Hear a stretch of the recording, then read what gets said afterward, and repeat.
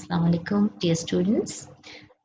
Today we are going to complete our summary of the events of the old man's fight with the fish, marlin.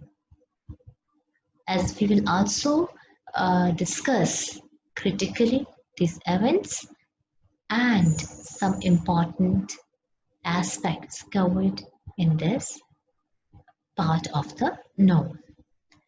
So up till now, we have read that the old man had gone far into the sea to catch his big fish, which he did catch, but the fish, like the old man, proved to be an extraordinary fish. It was as determined as the old man, a man. It was as determined to save its life as the old man was determined to take the life of the fish and restore his honor and prestige. To maintain, to live, to stay alive, this fish, which was quite heavy, it instead of eating the bait, instead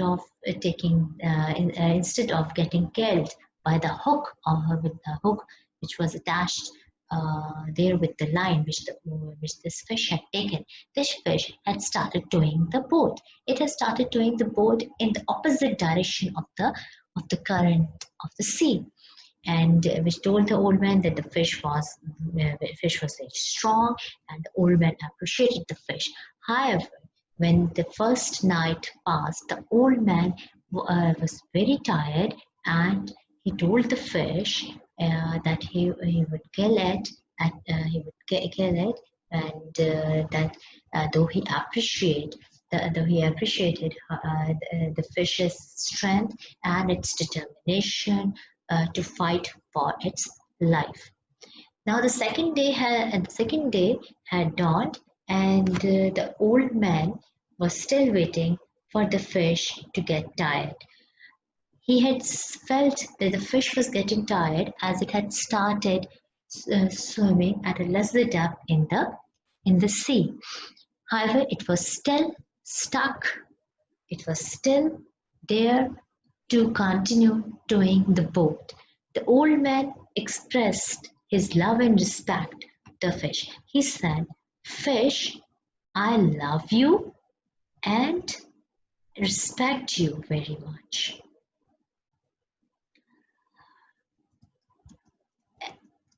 And this love and respect was for the fish because the fish had been fighting with the fisherman to save its life, and this was something, the struggle was something which the old man himself was engaged in, and it was a quality which the old man considered important for a man to have. And this is exactly what inspired our writer, our novelist, Hemingway as well. So he told the fish that that I love you and respect you very much. But at the same time, he told the fish his plan. And what is his plan? His plan is to kill the fish. So, but I love you and respect you very much, but I will kill you dead before this day ends. This is his resolution, which he had stated over here. And then it so happened that a bird, a warbler, came. It was a tired-looking bird. It came and sat there on the line. The old man started talking to the bird as well. Now the old man, we have learned already that the old man had started talking his thoughts aloud, and when he was on sea, when he was at sea, he would talk to the birds and fish as well. So he started telling the fish. He asked the fish to stay over there on the line as long as it wanted to be there. But then, as he was talking to the bird, just then a nudge was given by the fish, and what happened as a result of this pull given by the fish? The old man fell on the bow, and if he had not braced himself, if he had not uh, protected himself, he would have fallen down into the sea. And he not only braced himself, but he also gave some line to the fish. The bird flew away, and the old man's right hand started bleeding. Now the old man first looked for the bird, then he reprimanded himself for not being attentive to the fish, and again he wished for the boy to be with him, and he also wished for some salt so that he could apply the salt on his injury, on his cut.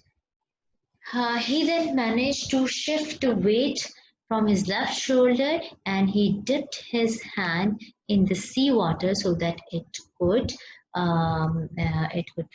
feel better. However, he took care that he took care to keep the line to properly hold the line. Okay, and then the right hand of the old man has injured. Now, the old man then decided that in order to gain strength, because he was injured and he had been up for the whole night and almost a day, he should eat something. So he cut tuna into small pieces and ate it unsalted. It did not taste good. However, to gain strength, he ate it. And then he talked to his hand again. To his hand, he inquired his hand, "How do you feel?"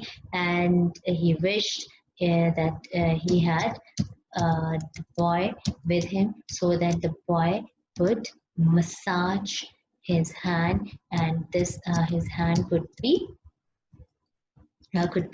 uncramped. Okay, and then the old man also felt sympathy for the fish. He had already started taking pity on the fish, and now he said, "I wish I could feed the fish. He is my brother." Now the old man's situation was quite uncertain. He was injured, he was tired, he was all alone, and the fish, though he had caught it, this fish was towing the boat. It was taking the boat with it, and it was not yielding. So the uncertain and this fish had already given a nudge, a nudge. It had already tried to pull the line, and as a result of which the old man had fallen. And so the situation of the old man was quite uncertain, and this is the uncertainty to which Hemingway put his heroes, and that's why we call his heroes code heroes. The code heroes, they had certain quality, they shared certain qualities which we will be discussing in some other chapter. And now the old man had become desperate. He invokes the help of God. God, help me to have the cramp go, and because I don't know, this is the uncertain situation, because I don't know what the fish is going to do. So the uncertainty is there. He did not know what the fish is going to do. The old man felt lonely. He wished for the boy, as I told you, to rub his hand. And then the old man saw the fish emerging from water. Now, it is for the first time that he saw the fish emerging from the water. He is 2 feet longer than the skiff. So it was 2 feet longer than the boat of the old man. He thanked God that it was not as intelligent as the fisherman, because if it had been intelligent, would have it would have taken pulled the boat downwards and would have easily broken the line. The old man in his life had caught two of the size of this small one, but he had never done this adventure all alone. It was always with the help of other fishermen. But this time he was proving himself to be an extraordinary fisherman, and he was doing it all alone. And as I told you, he invoked the help of God. Over here, he wished that he was a fish with his intelligence and will, and by noon his hand was uncramped. However, he was persistent. He said he was comfortable with suffering, although he did not admit the suffering. He invoked the help of God, as I told you. He vowed to say 10 Our Fathers and 10 Hail Marys if he could catch the fish and could make a pilgrimage. And then he started offering prayer mechanically because we are told that he was doing all of this in his desperation to catch the fish. Otherwise, he was not a religious man. The woman himself had told us.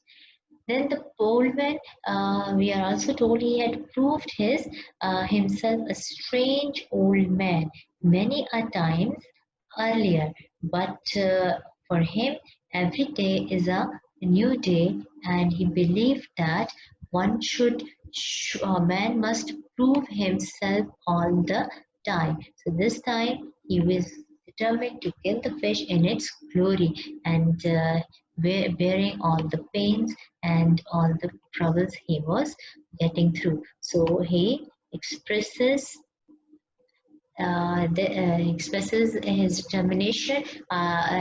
To not only he expressed his determination not only to catch the fish, but also I will show him what a man can do and what a man endures. Students, this is another theme of the novel: endurance. Man, in order to achieve his goal, has to endure, has to suffer, has to struggle and suffer. So this was exactly what Santiago was doing, and endurance is one of the qualities of an ideal man of Hemingway. Now the old man, students, as I told you, he was very tired. Again, he wanted to take some rest. He wished, and for that, it was imperative that the fish should sleep. So he wished that fish to sleep so that he could sleep and dream of the lions. But then he reminded himself that he should be focused. Now, why he wanted to dream of lions? Lions have significance. The sea lions which he dreamt of, they have symbolic significance. And like the boy, whenever he wished for the boy to be with him, he always wished strength. He always wished endurance to endure the hardship. Now, when he wanted to dream of the lions, in fact, the old man wanted to gain strength to withstand the difficult situation. So the old man wished the fish to sleep, and for that purpose, so that he could sleep as well. Then moving on to the next slide, Santiago kept himself positive as another night was approaching. Now afternoon was approaching. He could see the fish was moving east of north. He thought if the fish was not tied yet, it must be a strange fish. He was tired. He wanted to sleep, and he wanted to keep the fatigue off from him. Therefore, he thought of baseball and its result. He told himself himself that DiMaggio, the the great baseball player, and the ideal or the hero of Santiago. Uh, uh, Santiago, who had a poor background, whose father was a fisherman. Santiago told himself to prove worthy DiMaggio, who did things perfect even when injured. That is, it was when Santiago told himself that it's the time when it was the time when he should prove that he could endure hardship to achieve his goal. And then he gave himself confidence by recalling the hand match which he played with the Negro in Casablanca. Now, this is a very important match as it also gives confidence to the old man that he would win this fight. This match lasted for 1 day and 1 night, and people were talking about declaring this match a draw. But after a day and a night struggle, it was the old man who won this match. And afterwards, he played few matches, but he did not continue it. And then just before dark, the old man caught a dolphin, and he decided to use it to eat it next day. Again, he petted that the fish hadn't eaten anything, and he was not feeling good. He was tired, exhausted. So again, he wanted to focus on the positive things so as to keep himself resolute, determined, and confident. And he told himself that his legs were not hurting, his hand was uncramped, and he had eaten, so he should face life with dignity and without mumbling, without saying that he was not favored by fate. Now the fish got tired. The old man now thought of the people, unworthy people, who would be feasting on the flesh of this fish, and he also thought about the punishment of hunger for this fish, that was having a hook in its mouth. The thought of sleeplessness came to him, but he told himself that he was clear in the head. He ate the dolphin from the stomach of which he had found two flying fish. So he ate a part of dolphin and the flying fish, and then he decided to sleep for sometimes like 20 minutes, and he did. He slept off. Then he dreamt of the sea lions and his bed in the village. Again, his dreaming of sea lions. It is sea lions. He dreamt of sea lions. Now he's dreaming of the sea lions, and his bed shows that he was very much exhausted. He wanted to gain strength and he wanted to take rest. Now then the old man woke up with a jerk. It was a jerk given by the marlin. Now marlin had started jumping again and again. The old man again wished for the boy to had been there, and he started giving the line to the fish, and resulting in the cuts in his hands, and he knew that after jumping the fish would start circling the board, and it had already started. He noticed that it had already started moving with the current. The old man ate another fish, flying fish, to keep himself strong. The sun was rising for the third day. The fish had started circling, and the old man repeated the war of killing the fish, and he did, and again he was ready. Now the fish started to make big circles. The old man used both his hands to keep the circles of the fish shorter, narrower, and to pull the fish towards his boat so that he could kill the fish with a harpoon. And finally, the old man told the fish, "Fish, you are killing me. I don't care who kills who." He tried to kill the fish many times, but it kept on moving away. Finally, he killed the fish, and he told himself that he had killed the fish, which was his brother. I want to see him, to touch and feel him. He's my fortune. He's over 1,500 pounds. The way he is, the Demigio would be proud of me today. And so, since he could not pull the fish on the boat, therefore he tied the fish to the boat and started to turn journey. Though he had the feeling that the blood, that the fish was bleeding, and the blood trail which the fish was making would attract sharks and other big fish towards it. But keeping in mind the dangers, he started rowing towards the shore. Now, the themes which we have come across in this part of the novel, students, are the themes of struggle, loneliness, endurance, optimism, company, resolution, and confidence. We would be discussing these themes in greater detail in our upcoming lectures. Then the character of Santiago. The character of Santiago has been discussed over here. We are told that we come to know that Santiago is the embodiment of Hemingway's idea of of the man.